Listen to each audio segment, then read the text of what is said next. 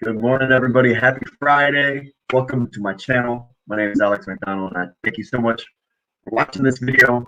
Today on this video, I want to talk with you about the Ohio Governor Mike Dewine just announced that he's going to be offering a $1 million cash incentive to those that go and get vaccinated. But not just $1 million. He's giving away 5 $1 million prizes that'll be randomly drawn from those who get the vaccine. And wait, there's more. They also give away 5 full scholarships to those under 18 that get the vaccine. And so not just paying for their college tuition at Ohio University, but also paying for the room and board and the books.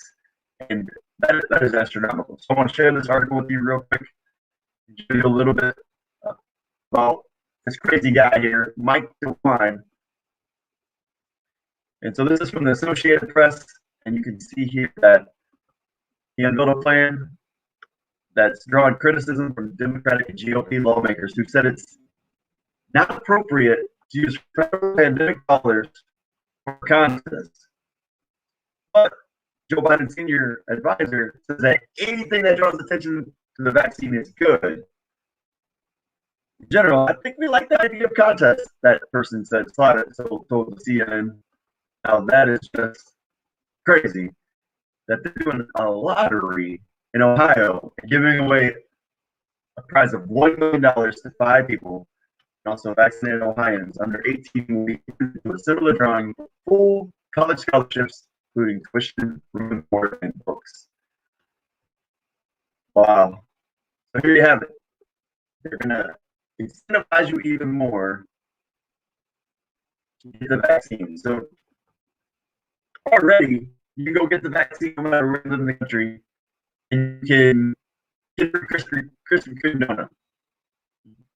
Donuts. Then you can go to Budweiser.com or This Bud's for You and get a free beer. So let me get this straight. Let's say I am worried about COVID, which is okay if you are. I'm not judging anybody. I'm not on the left or the right. I'm in the middle. I'm just trying to understand, and I'm just trying to have a conversation about what just happened. Okay, so let's say I'm worried about COVID, and I'm like, okay, I'll go get the vaccine. Or let's say I'm concerned about others and care about others. I'm gonna go and get the vaccine. Okay, so I have a 99% survival rate as it is with the COVID-19, naturally. Then I go get the vaccine, which has only been out for a little bit, and it's not fully confirmed that it's super safe or healthy. And now I have a 93% chance of survival rate, and I still have to wear a mask. I still have to socially distance. But great news, Joe Biden and Kamala Harris, they're chummy and holding each other and laughing with no masks on. They're saying, maybe soon those that got vaccinated won't have to wear the mask as much. But we're not sure yet. We're not sure. You might still have to wear the mask.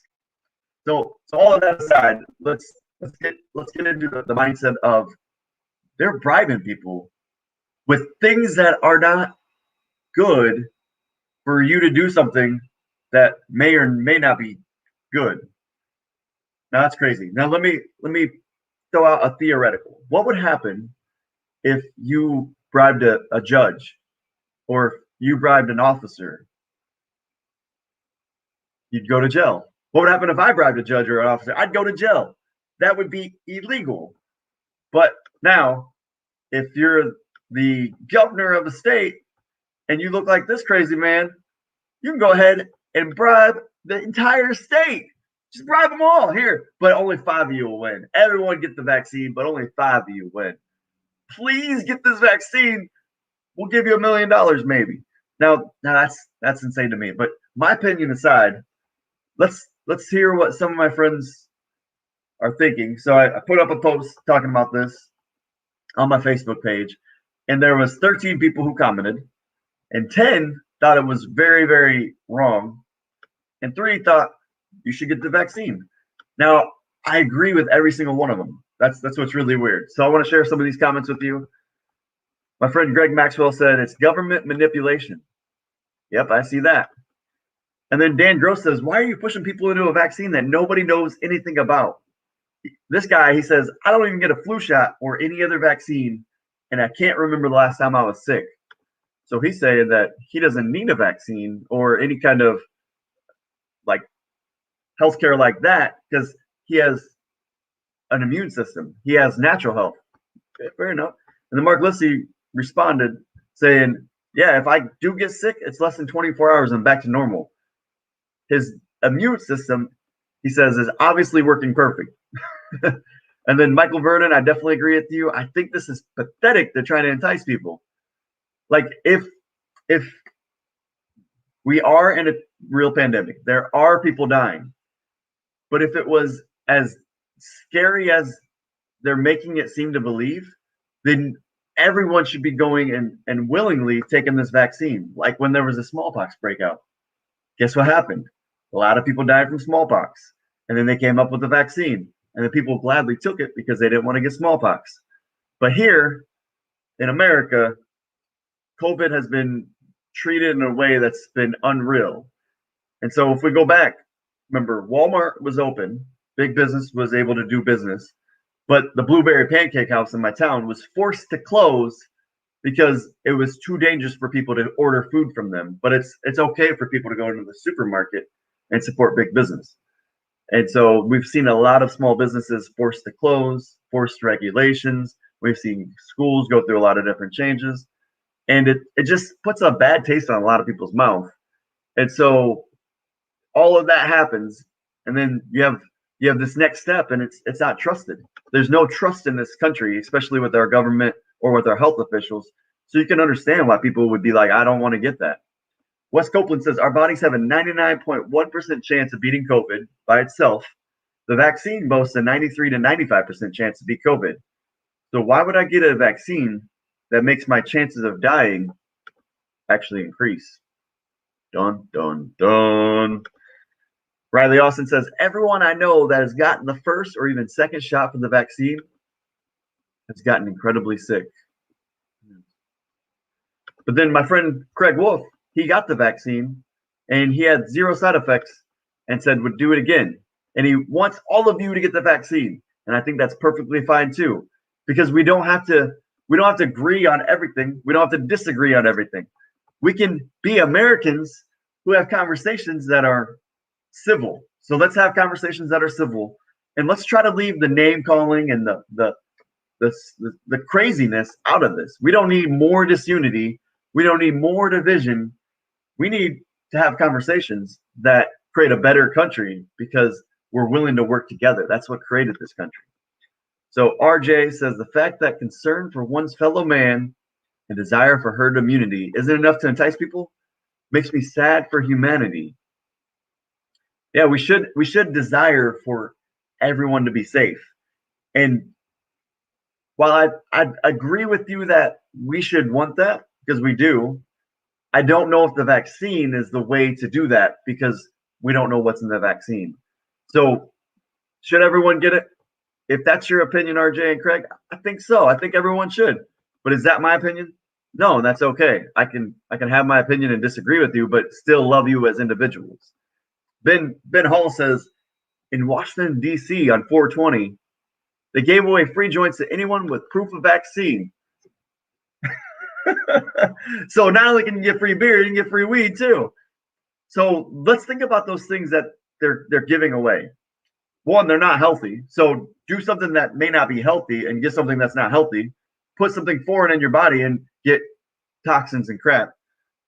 I mean, nothing against you if you drink beer, eat donuts, or smoke weed. I mean, I've done all of that in my lifetime, and honestly, I enjoy all of that. But like, why aren't they giving away a free salad for a month or something? A free salad every week. Why aren't they giving away like some fruit juice? Why aren't they giving away something that helps increase your immune system to help you continue to be able to fight a disease or a virus? Hello, it's not about health. It's about control. Now, I didn't want to really go off on this video, so I apologize. Now, my friend Ben Myers commented, and I have to say that I agree wholeheartedly with this. And I wish that it would have never been politicized.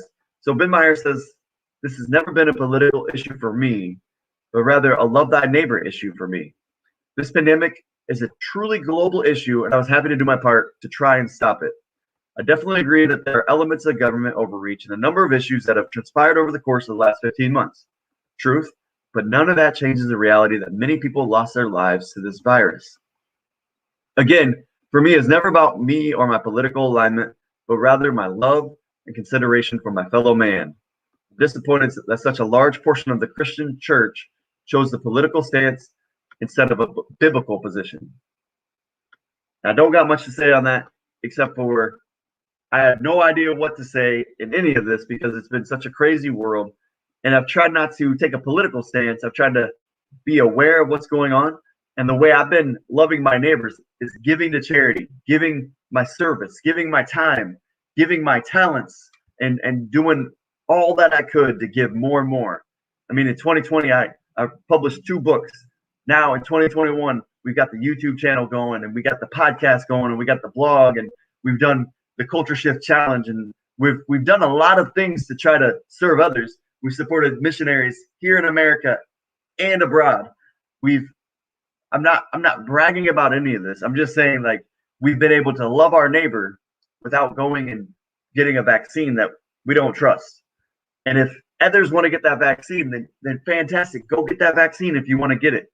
But the conversation should not be everyone has to get it or nobody should get it. It should be, what can we do? What can we do today? What can we do now? And so that leads me to the last 2 comments on my post. David Ganglin said, if it sounds too good to be true, it is. So if I go and get this shot, I have a chance at winning $1 million. That sounds too good to be true. Maybe it is. I mean, what's the population of Ohio? Like 8 million people? So you have a 1 in 8 million chance, I guess a 5 in 8 million chance of winning $1 million. Well, what the article here says is Americans get really excited about lotteries and big prizes. They pay attention to those. Even though the chances are small, people focus on the prize rather than the probability of winning. So you're putting this carrot on the stick and having all these horses mindlessly walk towards that carrot, or donkeys walking towards that carrot. I'm sorry, I didn't mean to call all of Ohio asses. I apologize. Before I get in too much trouble, last comment is by Gene Porter. He said, never before in history has a vaccine been marketed, incentivized, or had this amount of pressure put on the people. Woo, Gene, you're right. Big businesses, government, and peers trying to find ways to force this and many other things on the people. Now, let me highlight that word, force things on people. Now, you got to force this vaccine on others. It's not because humanity has no hope and they're all a bunch of dirtbags and they don't care about anybody but themselves. It's because more people are awakened right now than ever before. More people are questioning everything. More people are researching everything they can. And what they found is that all of this seems to be really timely. All of this seems to be really convenient for a certain group of people.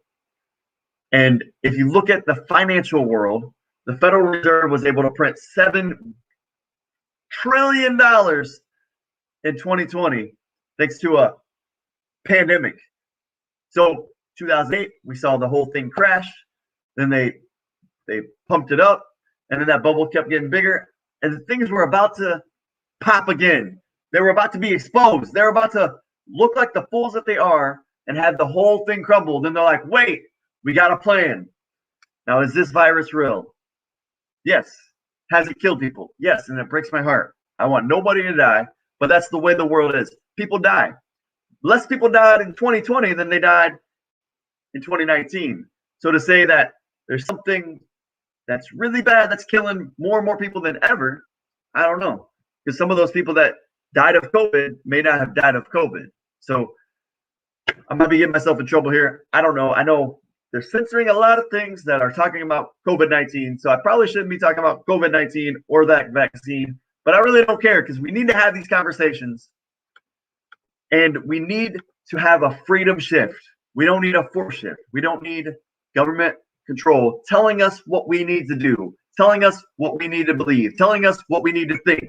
And that's been one of the biggest problems I've seen is the censorship of anybody trying to have a discussion, anybody trying to talk about something.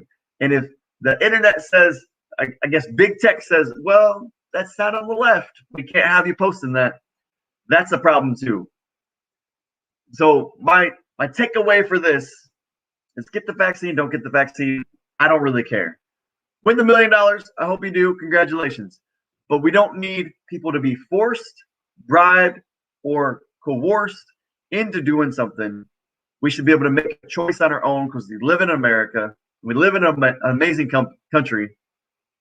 I'm really thirsty now. I've been talking for 15 minutes. Thank you so much for tuning in this video. And just let me say that I truly, truly love all of you, accept all of you, and have hope for a country that is going to be so amazing because we're going to be working together. We're going to be unified, and we're going to be having conversations like this. So thanks for tuning in. See you at the top. So I'll see you real soon. Love you guys.